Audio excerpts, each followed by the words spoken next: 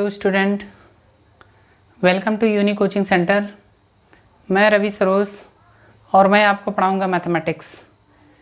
बच्चों, आज का जो टॉपिक है हमारा एनसीईआरटी न्यूमेरिकल है, यानी एक्सरसाइज 1.1। ठीक है, इसमें हम क्वेश्चन नंबर 1, 2, 3, 4, 5 के ऊपर डिस्कस करेंगे। तो बच्चों, अगर आप हमारे चैनल पे नए हैं तो please like, subscribe and share करना ना भूलें। ठीक है, यदि आप और एक चीज़ ध्यान देना, बेल आइकन प्रेस भी करना ना भूलें, ताकि जो भी वीडियो अपलोड होंगे उसका नोटिफिकेशन आपको मिलता रहे। तो बच्चों, क्वेश्चन नंबर 1 स्टार्ट करते हैं और क्वेश्चन नंबर 2। तो आइए सबसे पहले क्वेश्चन नंबर देखिए 2 पर डिस्कस करते हैं। तो क्वेश्चन नंबर 2 मैंने पार्ट 2 वाले वीडियो में मैंने बताया है क्वेश्चन नंबर 2 के बारे में। ठीक है, तो आप पार्ट 2 वाला वीडियो आप इसको देखिए और अच्छे से इसको लगाइए। तो क्वेश्चन नंबर 2 को आप लेक्चर नंबर 2 में यानी पार्ट 2 वाले वीडियो में आप इसको अच्छे से कवर करिए। अब हम क्वेश्चन नंबर यानी 1 के ऊपर में डिस्कस करेंगे। तो सबसे पहले मैं क्या लिखूँगा, सॉल्यूशन लिखूँगा। अब क्वेश्चन नंबर इसमें 1 के बारे में डिस्कस करते हैं। 135 है यहाँ पे और 225। अब इसमें देखिए 135 और 225 में वैल्यू कौन सी बड़ी है, तो आप बताओगे कि 225 क्या होगा, बड़ी होगी, यानी 225। और ये वाली वैल्यू क्या होगी, छोटी होगी। और मैंने ये भी बताया था जो वैल्यू बड़ी होगी उसको ए मानते हैं और जो वैल्यू छोटी होती है उसको क्या मानते हैं, बी। अब मैंने बताया था ए में हम लोग क्या करते हैं, बी से क्या करते हैं, भाग देते हैं। तो यहाँ क्यू आता है और यहाँ पे क्या आता है, आर। और ये प्रक्रिया तब तक होता है जब तक आर की वैल्यू क्या हो जाए, 0 ना हो जाए।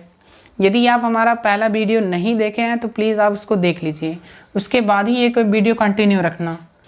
तो बच्चों, ए यानी ए की वैल्यू कितनी होगी, 225, यानी हम किससे डिवाइड करेंगे, 135 से।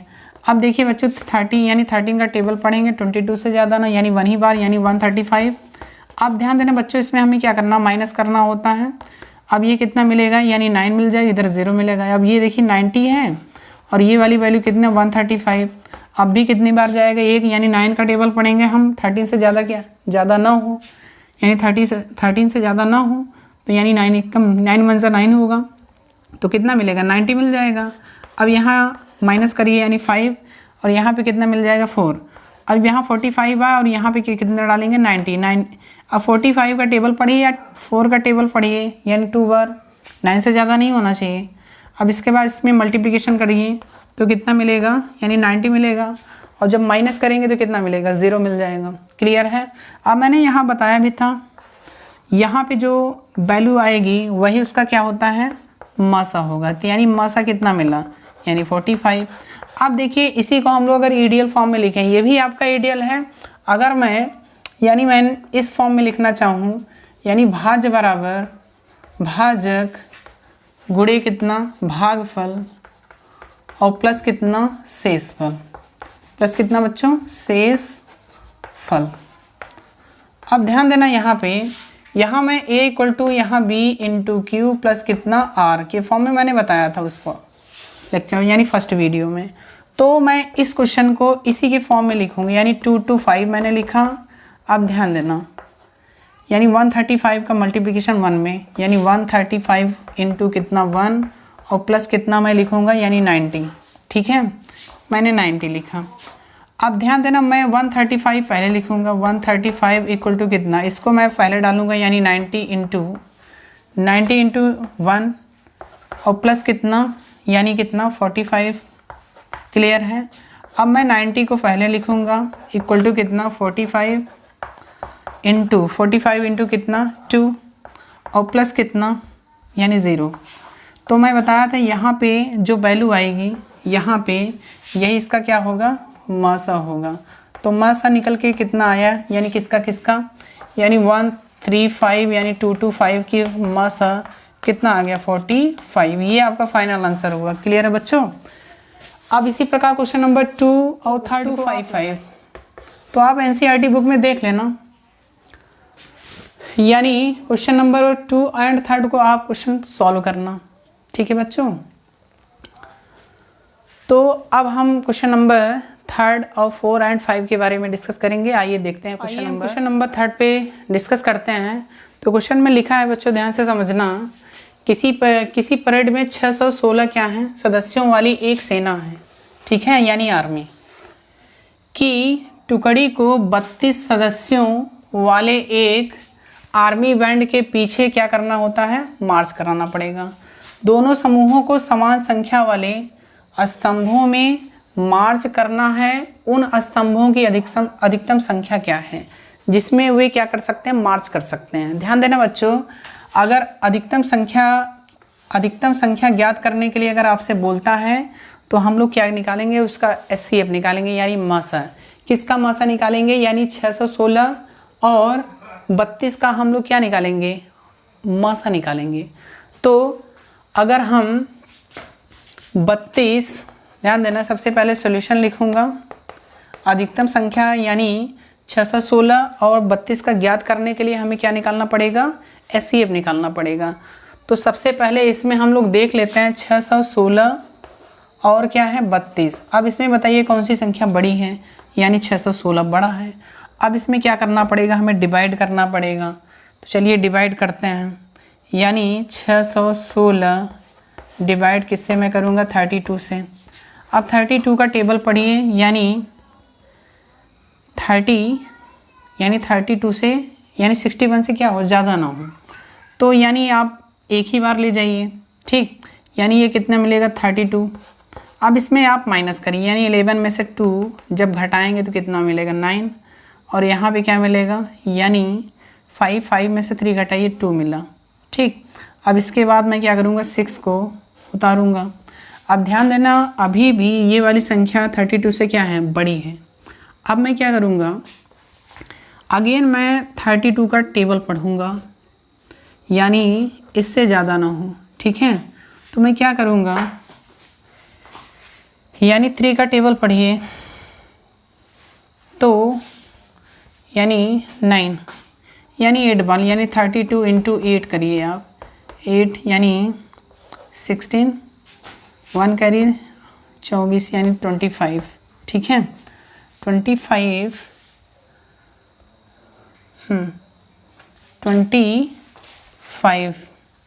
यानी ये कितनी बार जाएगा। अगर मैं 9 बार अगर मैं लेके जाऊं तो ध्यान देना, 9 का जब मैं टेबल पढ़ूंगा तो कितनी बार जाएगा, यानी 8 होगा। इसके बाद 27 से 28 यानी 288, तो यानी आपका ये कितनी बार जाएगा, 9 बार जाएगा। क्लियर है बच्चों, यानी 32 का जब मल्टीप्लिकेशन करेंगे 9 से, यानी कितना आएगा, 288 आएगा, या आप यहाँ लिख सकते हैं 288।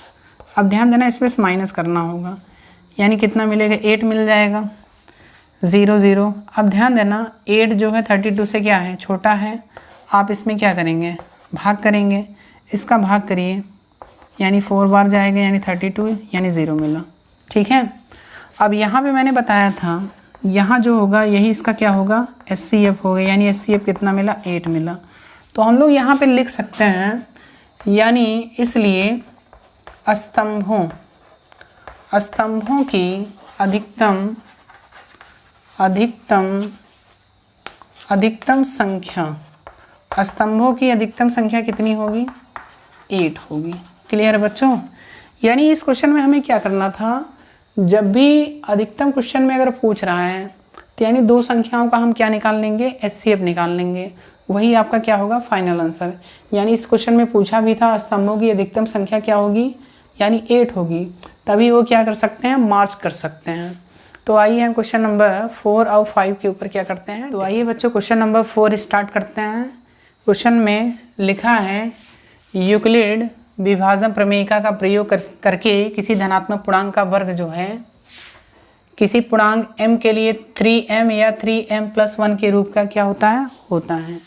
अब ध्यान देना बच्चों, यहाँ पे हम क्या लिखेंगे, सॉल्यूशन लिखेंगे।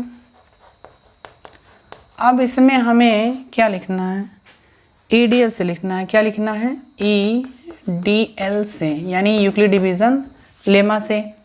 तो ये होता क्या है, A बराबर BQ प्लस कितना R, और मैंने जहाँ बताया था आर की जो वैल्यू होती है बी से क्या होगी, छोटी होगी और 0 से बड़ी या बराबर होगी। अब यहाँ पे ध्यान देना, ए की वैल्यू यानी ए ही लिखेंगे और बी मीन्स कितना होगा, 3 होगा, और क्यू लेट कर लेते हैं प्लस कितना यानी आर। अब ध्यान देना यहाँ पे आर की वैल्यू हम लोग लिखेंगे कहाँ तक हो सकता है।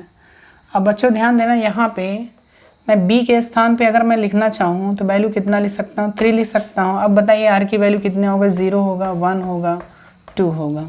क्लियर है। अब इसमें हमने बताया था हम लोग क्या करते हैं, स्टेप बाय स्टेप चलते हैं। तो स्टेप फर्स्ट में हम लोग क्या लिखेंगे, सबसे पहले यदि लिखेंगे, यदि आर बराबर कितना हो जाए, 0 हो तो अगर आर की वैल्यू अगर मैं 0 लूँगा तो यहाँ रखना पड़ेगा, तो ए बराबर कितना मिलेगा, 3q प्लस कितना 0, यानी कितना मिला 3q। अब देखना क्वेश्चन में लिखा है कि धनात्मक पूर्णांक का वर्ग, धनात्मक पूर्णांक का वर्ग जो है किसी पूर्णांक m के लिए 3m या 3m प्लस 1 के रूप का क्या होगा, हो सकता है। अब इसमें हमें क्या करना है, दोनों पक्षों में वर्ग करना है, दोनों पक्षों में वर्ग करने पर अगर हम दोनों पक्षों में वर्ग करेंगे तो ये क्या मिलेगा, ए स्क्वायर यानी ए का होल स्क्वायर होगा, इधर कितना होगा यानी 3q का होल स्क्वायर होगा। तो बच्चों यहाँ लिख लेते हैं, इसलिए ए स्क्वायर बराबर कितना, 3 का वर्ग करिए यानी कितना 9, q का वर्ग करिए q स्क्वायर मिला। अब मुझे क्वेश्चन को देख के चलना, यहाँ 3m बनाना है। आप इसको 3 × 3 लिख सकते हैं, 3 का 3 से मल्टीप्लिकेशन करेंगे तो 9 मिलेगा यानी q स्क्वायर। अब देखिए 3 × m, अब यहाँ इसको हम पूरे के पूरे इसको क्या मान लेंगे, m मान लेंगे, तो मुझे मिलेगा क्या, a स्क्वायर बराबर कितना 3m, और जहाँ आप लिख सकते हैं, जहाँ m बराबर कितना 3q स्क्वायर। क्लियर है। अब इसी प्रकार हम स्टेप सेकंड में लेंगे, यानी r बराबर मैंने 0 के लिए पुट किया तो यानी 3m मिला। इसी प्रकार जब r बराबर 1 लेंगे तो हमें क्या लाना पड़ेगा, 3m प्लस 1 लाना पड़ेगा। तो इसको मैं रब करूँगा। अब ध्यान देना, मुझे r की वैल्यू क्या लेना है, 2 लेना है। जब r की वैल्यू मैं 2 लूँगा यानी स्टेप आप सेकंड लिख लीजिए, स्टेप सेकंड में हमें क्या करना है, यदि r बराबर कितना 1, यदि r बराबर 1 हो तो a बराबर मुझे मिलेगा कितना 3q और प्लस कितना 1 मिल जाएगा, 3q प्लस 1। अब मुझे करना क्या है, दोनों पक्षों में वर्ग करना है, दोनों पक्षों में वर्ग करने पर हम दोनों पक्षों में जब वर्ग करेंगे तो a का होल स्क्वायर बनेगा और इधर क्या बनेगा 3q प्लस 1 का होल स्क्वायर। अब बच्चों ध्यान देना, इसमें हम लोग क्या यूज़ करने वाले हैं, a प्लस बी का होल स्क्वायर। ये होता क्या है, a प्लस बी का होल स्क्वायर a स्क्वायर होता है प्लस b स्क्वायर प्लस कितना 2ab। अब इसी का हम फॉर्मूला लगाने वाले हैं, तो मैं यहाँ क्या लिखूँगा, 3q का होल स्क्वायर a स्क्वायर यानी b स्क्वायर 1 के स्क्वायर। अब इसके बाद 2a मीन्स कितना 3q, b मीन्स कितना 1। अब बच्चों ध्यान देना, यहाँ मुझे कितना मिला 3 यानी 9q स्क्वायर और 1 का वर्ग करेंगे तो 1 मिलेगा, यहाँ कितना मिल गया यानी 6q। अब देखिए क्वेश्चन हमें क्या बनाना है, 3m प्लस 1 बना, तो 1 को मैं बाहर करूँगा यानी साइड में लूँगा, तो यानी मुझे यानी 9q स्क्वायर और प्लस में 6q लिख लेता हूँ पास में और 1 को बाहर लिखता हूँ। अब इसमें हमें करना क्या है, यानी इस क्वेश्चन में 3 कॉमन लेना है, और जब मैं 3 कॉमन लूँगा तो ध्यान देना, इसमें 3 मैंने कॉमन लिया तो यानी कितना मिलेगा 3q स्क्वायर और प्लस कितना यानी 2q और बाहर कितना मैं लिखूँगा 1। अब इसके स्थान पे वैल्यू हमें क्या मानना है, पूरी की पूरी यानी m लेट कर लेना है। तो 3m प्लस 1 मिला कि नहीं। मैं जहाँ क्या लिख सकता हूँ, जहाँ m बराबर 3q² प्लस कितना 2q। ठीक है बच्चों, यानी देखिए बच्चों यहाँ पे मुझे 3m या 3m+1 के रूप में लाना था, तो मैंने क्वेश्चन पे यहाँ पे लगा भी दिया था। तो अतः हम लोग लिख सकते हैं, अतः क्या लिखेंगे, एक तो आपका निकल के आया था a² बराबर यानी 3m आया था, ये पहले स्टेप में। और दूसरे स्टेप में a² बराबर कितना, यानी 3m+1 आया था। अब ध्यान देना बच्चों, इस क्वेश्चन में लिखा था 3m या 3m+1 के रूप में हो सकता है, लेकिन अगर मैं r की वैल्यू अगर देखूंगा तो 0 होगा, 1 होगा, और इक्वल टू कितना 3m+1 के रूप का होगा। तो क्वेश्चन में यहीं तक लगाना था। तो अतः हम लोग लिख सकते हैं, अतः किसी धनात्मक पूर्णांक का वर्ग जो है कितना होगा, वर्ग जो होगा 3m या 3m+1 के लिए यानी के रूप का होगा। और यही मुझे क्या करना था, प्रूफ करना था। तो ये आपका प्रूफ हो गया। ठीक है, इस क्वेश्चन में यानी ज़ीरो लेना था और 1 लेना था, ये आपका क्वेश्चन क्या होगा, प्रूफ हो जाएगा। अब हम क्वेश्चन नंबर 5 के ऊपर डिस्कस करेंगे। तो आइए क्वेश्चन नंबर 5, तो आइए बच्चों क्वेश्चन नंबर 5 स्टार्ट करते हैं। तो क्वेश्चन नंबर 5 जो है, इसमें लिखा है यूक्लिड विभाजन एल्गोरिदम का प्रयोग करके, यानी हमें दर्शाना है धनात्मक पूर्णांक संख्याएं, वो भी कैसा होना चाहिए, घन होना चाहिए। घन यानी 3m या 3m+1 या 9m+8 के रूप में होता है। तो ध्यान देना, हम लिखते हैं, देखिए इसमें हम लोग लिख सकते हैं EDL से, यानी A इक्वल टू कितना BQ प्लस कितना R की वैल्यू यानी B से क्या होगी, छोटी होगी, और 0 से B से छोटी और 0 से बड़ी या बराबर। ठीक है, तो इसमें A बराबर B की वैल्यू इसमें कितना मिलेगा, 9 मिलेगा, 9Q प्लस कितना R। अब ध्यान देना यहाँ पे R की वैल्यू यानी B की वैल्यू कितनी 9। अब यहाँ पे क्या लिखूँगा 0। तो R का मान हम लोग कितना ले सकते हैं, 0 लिख सकते हैं। 1 2 3 4 5 6 7 एंड 8, यहाँ तक मैं ले सकता हूँ। अब इसमें ध्यान देना, मैं 0 लूँगा, 1 लूँगा, 2 लूँगा और 3 लूँगा। इसी प्रकार हम लोग स्टेप बाय स्टेप रखते जाएंगे। तो स्टेप फर्स्ट में हम लोग क्या लेंगे, यदि R बराबर कितना 0 हो तो A बराबर कितना मिलेगा 9Q, A बराबर कितना 9Q। अब इसी प्रकार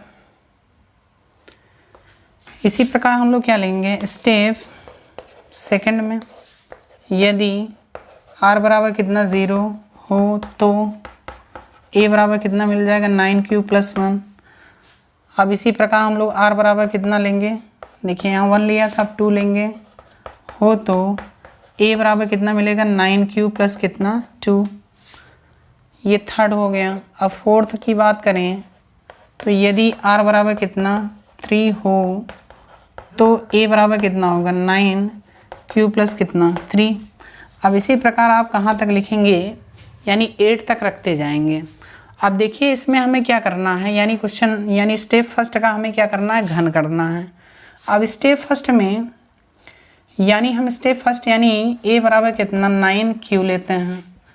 अब हम क्या करेंगे, इसमें दोनों पक्षों का घन करेंगे, यानी A³ इक्वल टू कितना 9Q का घन लिख सकते हैं, यानी 9 इंटू 9 का स्क्वायर, 9 इंटू 9 का स्क्वायर इंटू कितना Q की पावर कितना 3। क्यों लिख रहा हूँ, देखिए इसको मैं लिख सकता हूँ 9 इंटू 81Q। ठीक, अब इतने पार्ट को मैं क्या लिखूँगा M, कितना लिखूँगा, m लिख लूँगा।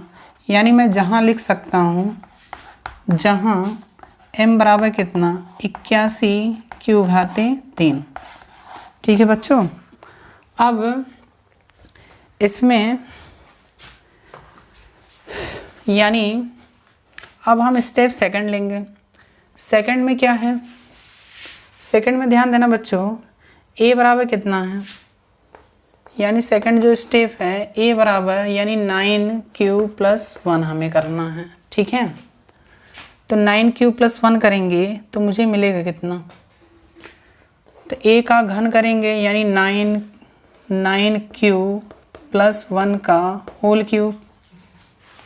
ठीक है, 9q + 1 का होल क्यूब, तो मुझे मिलेगा कितना, a क्यूब बराबर यानी a + b का होल क्यूब लगाएंगे इसमें, a + b का होल क्यूब क्या होता है, यानी a cube + b cube plus कितना 3ab ब्रैकेट में a + b होता है। अब मैं इसमें यानी 9q का होल क्यूब प्लस यानी 1 का क्यूब प्लस अब 3 × a यानी 9q × 1 3ab ब्रैकेट में यानी 9q प्लस कितना 1। अब ध्यान देना, इसको मैं उसी प्रकार मैं लिख सकता हूँ, यानी मैं कितना लिख सकता हूँ 9 × 81 q⁻3 और इसको यानी 3 × 9q ही रहने दीजिए, इसको भी ऐसे ही लिख लीजिए 9q + 1। अब देखिए 1 का क्यूब करेंगे तो कितना मिलेगा, 1 मिलेगा। अब इसमें मुझे करना क्या है, 9 कॉमन निकालना है। क्या करना है, 9 कॉमन लेना है। तो 9 जब मैं कॉमन लूँगा तो यहाँ मिलेगा कितना 81 क्यूब होगा प्लस 3q ब्रैकेट में 9q + 1। अब यहाँ बाहर मैं कितना लिखूँगा +1। ठीक है बच्चों, तो यहाँ पे कितना आया a क्यूब = इतने पार्ट को मैं क्या करूँगा m लेट कर लूँगा, यानी 81 q⁻3 प्लस 3q ब्रैकेट में 9q + 1 को मैं m लेट करूँगा तो मिलेगा कितना 9m + 1। क्लियर है। अब देखिए इसको इक्वेशन नंबर 2 डाल देना और इसको इक्वेशन नंबर 1 डाल देना। अब देखिए इक्वेशन नंबर 1 और इक्वेशन नंबर 2 यानी 9m या 9m + 1। अब मुझे क्या करना है 9m + 8 निकालना है, यानी अब हमें सेम इसी प्रकार ही लगाना है। यानी मैं लिख सकता हूँ, ध्यान से देखना, यानी a बराबर कितना मिला था, यानी 9q + कितना 2। तो मैं दोनों पक्षों में घन करूँगा यानी 9q + 2 का होल क्यूब होगा।